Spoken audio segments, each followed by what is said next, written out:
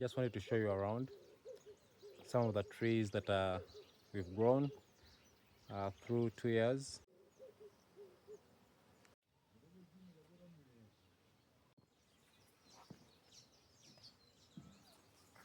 I love trees.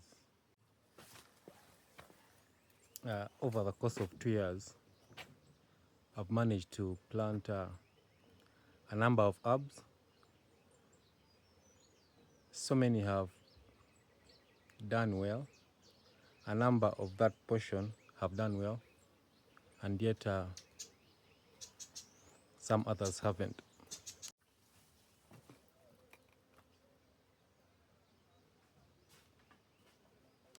When we had just come to this place, it was almost bare. It didn't have any trees. I can literally count the number of trees that it had, and they are really struggling. But we have tried to plant as many trees as we can.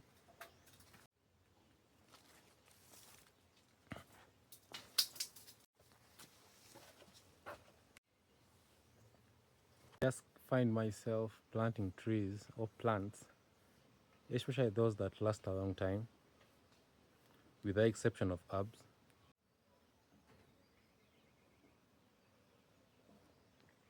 I saw it somewhere and they told me it was capable of grabbing soil with its roots because it has so many fibrous roots that just run through the ground.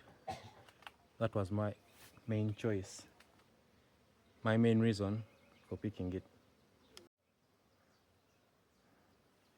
Currently under a neem tree that I planted approximately a year ago.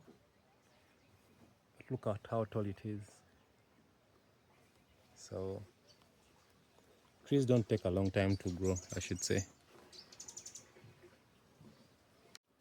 Up here is my abandoned garden because I haven't really taken care of it for a few weeks or a month or so, but it hasn't really stopped giving.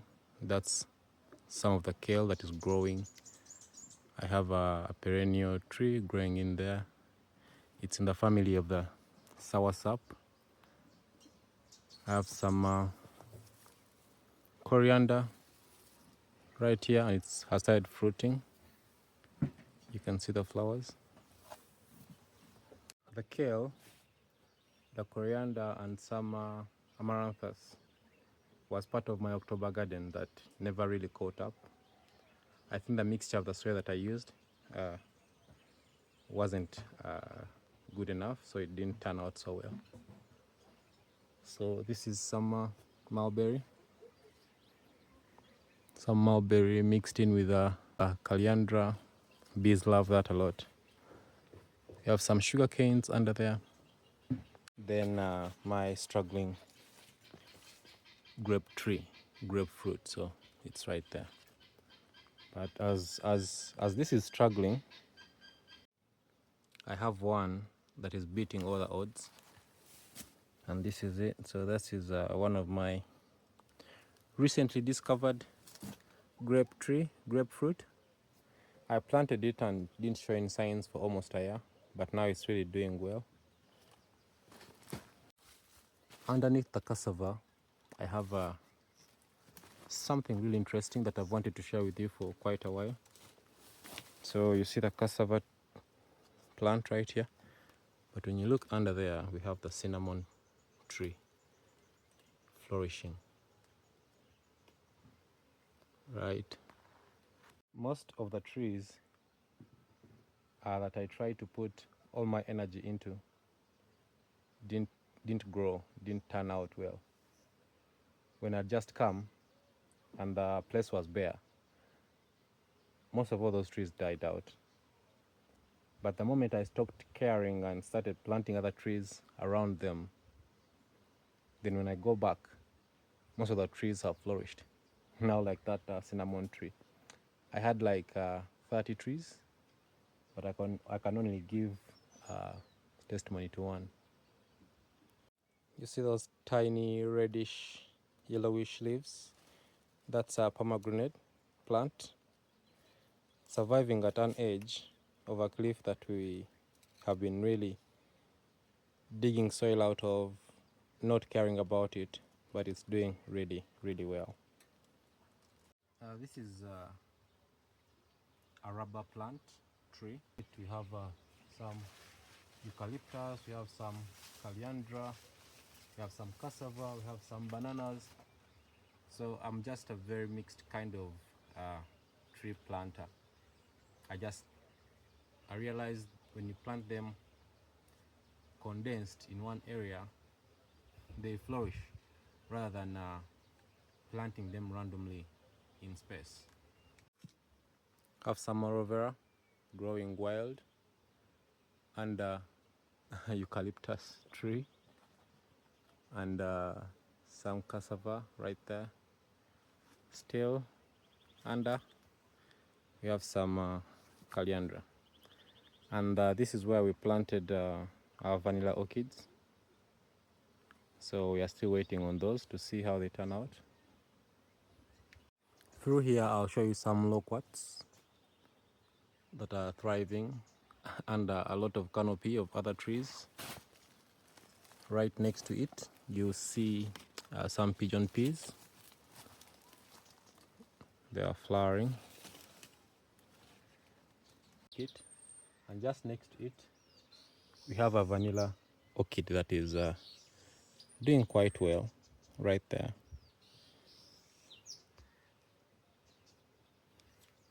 I prefer to call myself a mixed a mixed tree planter, because we have some Madagascar lima beans growing right here. Below I showed you the cocoa plant, but then behind it you can see another loquat tree that we have right here, and underneath that we have some thriving avocados. Then, see, in the same breath we have another vanilla orchid right there. The tallest plants that I have is this eucalyptus. I don't know the exact name and which particular species it is, but that's eucalyptus. It's a pale green whitish plant. So you see that. If you know the name of that, feel free to share. That is among the first vetiver that I ever planted right there, this line. So because we are trying to build a place underneath here, vetiver was a very good choice to help stop the water from running off. But above it you'll see grown eucalyptus. That was the plan initially, because of it's a hill and eucalyptus have very nice roots to hold the ground in place. We planted those. We are going up in a zone on the property that I really never go to because of the bees. So we have bees on the property, and we harvest most of our honey from them. Last year wasn't the best season, but we are still able to get some honey, and we've been using that since July.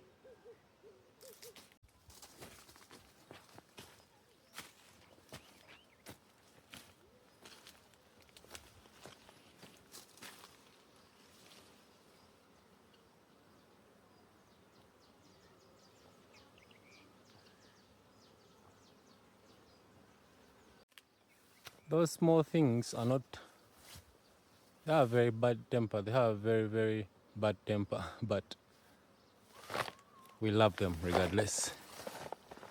So those are 2 hives. And up here we have 3 hives.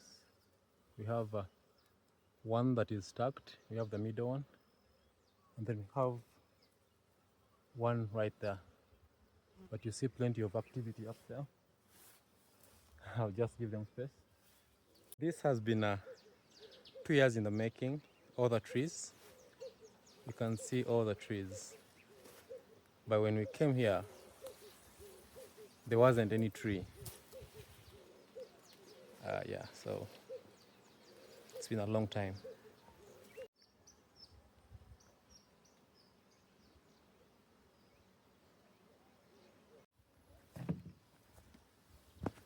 The journey leads us back to our current project,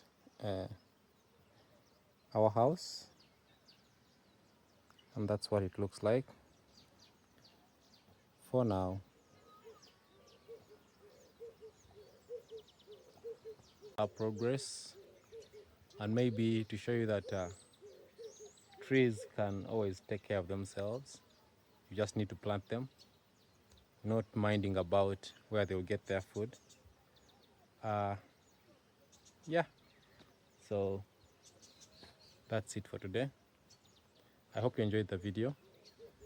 My name is Peter from The Outpost Homestead, and I'll catch you in another one. Bye.